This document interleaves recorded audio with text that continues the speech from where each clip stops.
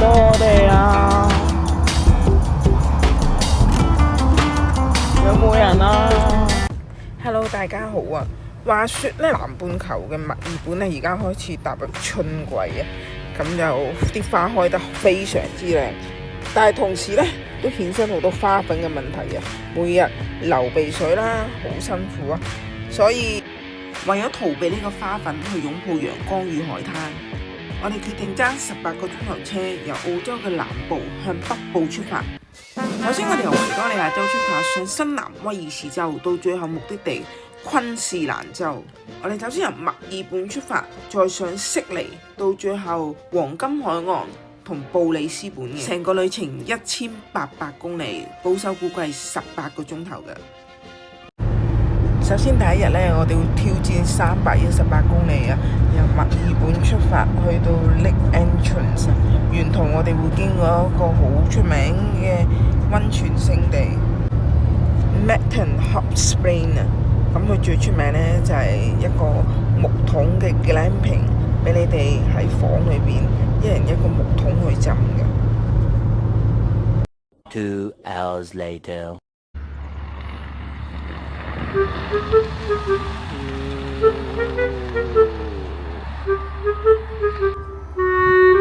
響度揮手會唔會有人嚟呢？中途食個麥當勞嘅雞翼，補充下體力先。荒山野嶺，黃昏嘅6點15分，我哋終於到達呢個 Lake Entrance 啦。嚟到已經係開始天黑啦。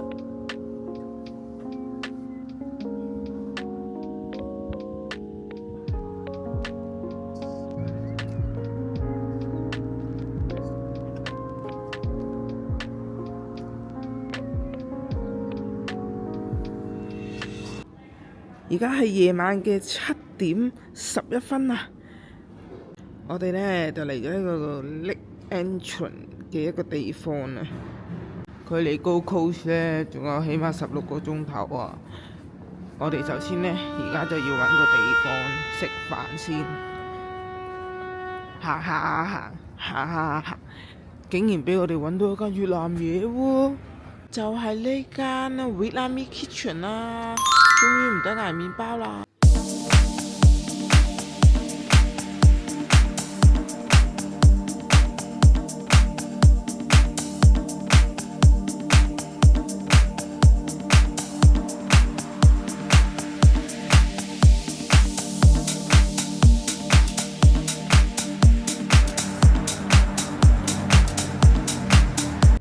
終於到咗我哋第一晚住嘅房啊！喺呢個小鎮裏邊 Lake Entry 啊，咁佢其實性價比都唔差喎，158蚊澳幣，咁啊簡單住先啦。雖然就唔算好靚，但係因為呢，我哋要繼續去趕路啊，咁所以就揀咗呢間乾淨同埋簡單嘅motel住先。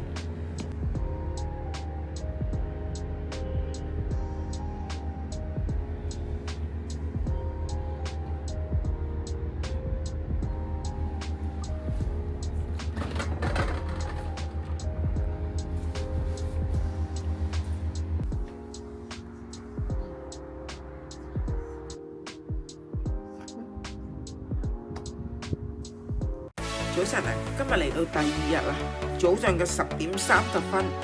咁咧，當我哋決定向北邊駛嘅時候咧，咁首先我哋會經過一個小鎮 Kiama， 預計路程咧就587公里，咁所需小時咧就7個半鐘啊，咁都係一個好大嘅挑戰啊！咁即管睇下我哋今日可唔可以去到目的地啦。我哋又到中途嘅補給站啦。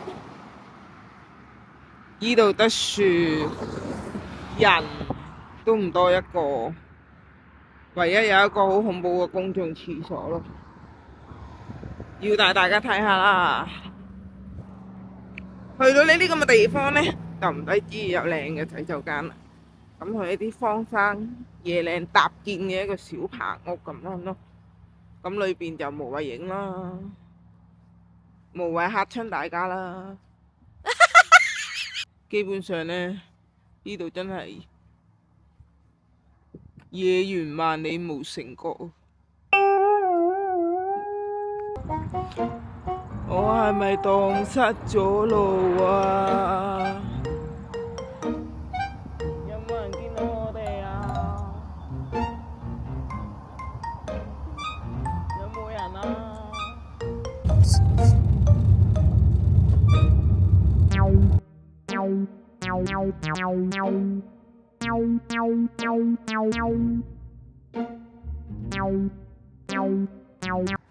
沿途呢，我哋停留咗喺一個好靚嘅小鎮啊。咁呢會去到一個比較好出名嘅海灘，咁呢好多人都會喺度打卡影相嘅。距離卡亞馬仲有4個鐘頭38分鐘。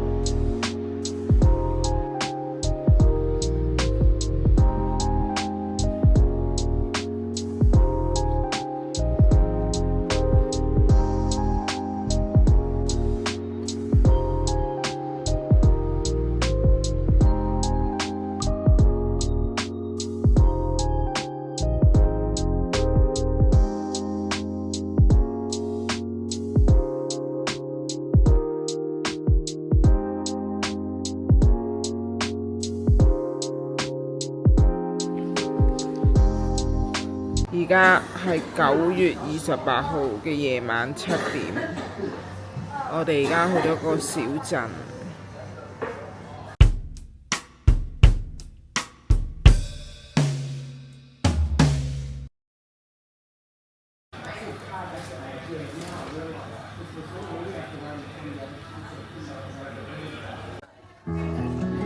今日係星期日嘅夜晚。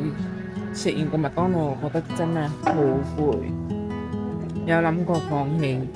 而家距離悉尼市中心都未去到悉尼市中心我哋仲有10個鐘先可以去到昆士蘭嘅領域。我開始覺得脾氣有啲暴躁，食完嘢都覺得好攰。無論揸車嗰個又好，坐車嗰個都好，真係一個好大嘅考驗同毅力。我哋將會喺2個鐘頭之後嘅車程嘅地方小鎮再休息多一晚，然之後再睇下聽日乜嘢情況。但係我哋一定會經過悉尼，咁到時再睇下可唔可以北上嘅，真係要等聽日。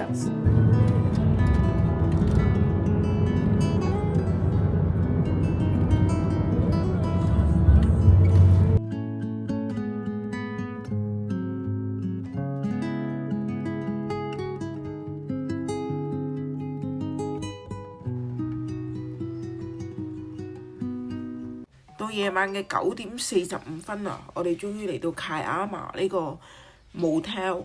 咁佢雖然呢就比較細啊，但係比琴日嗰間呢就新少少。但係呢設備方面呢都係唔夠琴日嗰間好㗎。起碼琴日嗰間係會有一個獨立嘅 pantry。咁呢個呢都只係一個浴室同埋一個睡房喺出邊。咁如果係想煮一杯咖啡或者煮少少嘢食咧，都唔係咁方便嘅。而家係夜晚嘅10點16分啊！咁我睇下個時間先。啱啱我哋終於到咗卡亞馬呢個小鎮啦，終於揸咗6個鐘頭車，非常之攰啊！講下感受嘅話，真係好想放棄呢一剎那，但係我哋經過諗過咁辛苦嚟到，我哋會繼續再北上。而家係星期日嘅10點半啊，我哋距離高踞仲有10個鐘頭零14分鐘啊，好遙遠嘅旅程啊！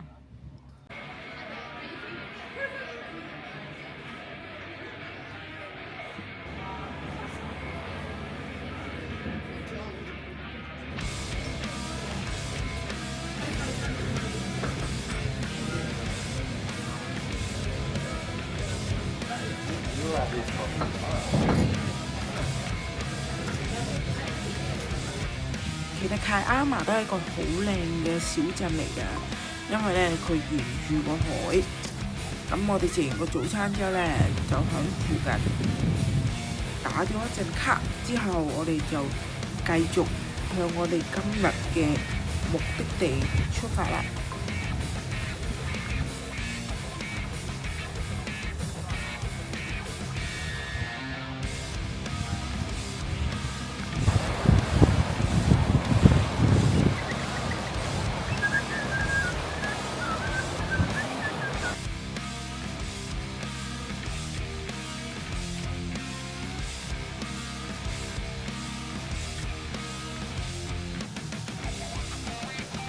今日咧，我哋會接受第2個挑戰啊，會行637公里由卡亞馬呢度去到 Coffs Harbour。咁沿途咧會經過悉尼，到最後咧會去到目的地 Coffs Harbour。咁咧去到呢個 Coffs Harbour 咧，基本上咧已經去到新南威爾士嘅盡頭㗎啦。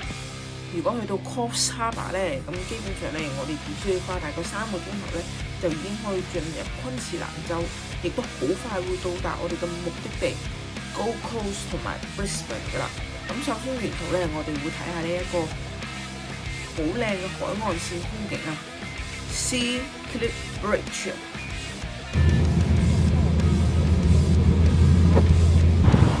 一路向北方向上駛，個風景係有幾壯觀啦！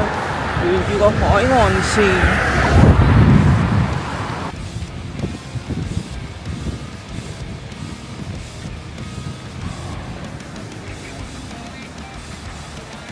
越接近北部咧，越發覺啲陽光係越靚嘅，咁開始見翻好多生氣喎。我哋而家開始踏入悉尼嘅範圍啊，咁經過呢個 Bandstand 嘅 Central Centre， 咁咧就好塞車啊。咁預計咧，我哋將會響悉尼嘅邊邊經過。終於經過咗悉尼啦，但係咧，因為我哋要趕路，冇停低腳步啊，咁我哋繼續向北行。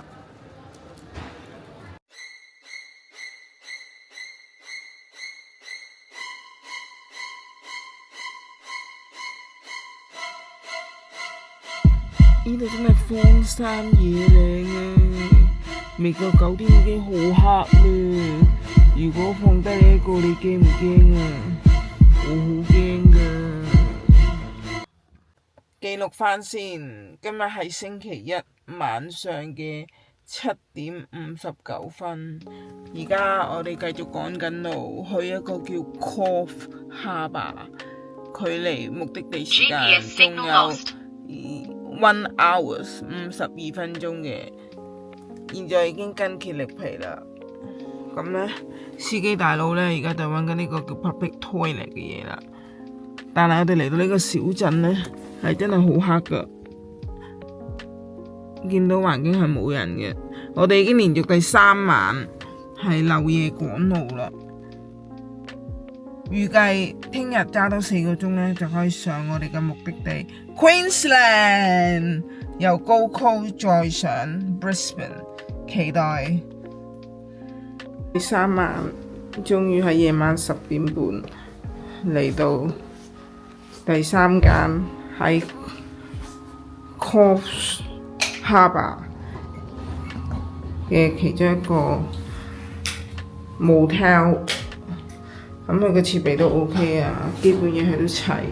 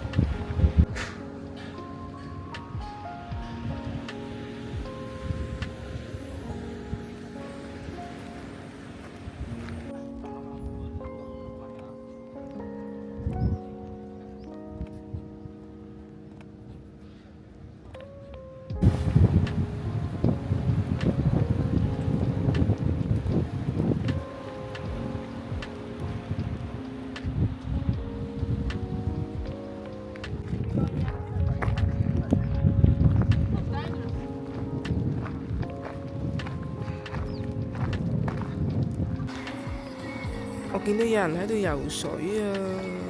不過呢，我奉勸呢，呢個唔係一個好好嘅提議啊，亦都係好危險㗎嚇。睇完風景啊，梗係要揾嘢食啦。原來呢度有個市中心咧，係屬於一個 Coffs Harbour 嘅 Central 啊。咁裏邊有一個好大嘅 shopping centre。咁原來嘢食方面咧都有好多選擇嘅喎。佢唔同之前嗰啲小鎮啦，咁淨係得嗰幾間比較出名嘅。呢度有一個好大型嘅商場啦。咁我哋梗係要睇下有咩食啦。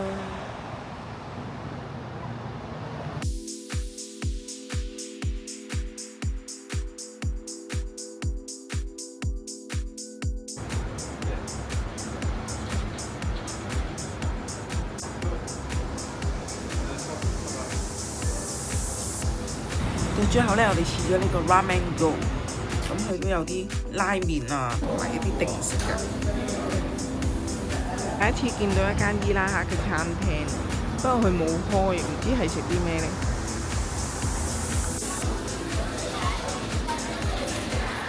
而家我哋正式向昆士蘭州出發啦！好大隻 banana。下一集我哋會去到新南威爾士州嘅最後一站拜倫灣，亦都會參觀佢哋嘅啤酒工場，試佢哋幾隻唔同味道嘅啤酒啊！咁然之後呢，我哋會離開新州，直接去昆士蘭州出發㗎啦。咁預計呢段車程呢，大概只需要3個鐘就可以上到去昆士蘭，去直上 Gold Coast 同埋布里斯本嘅。咁呢，記得留意我哋下一集，同埋記得俾個 like 一啲支持俾我，係絕對好有動力令我繼續做更多更好嘅片嘅。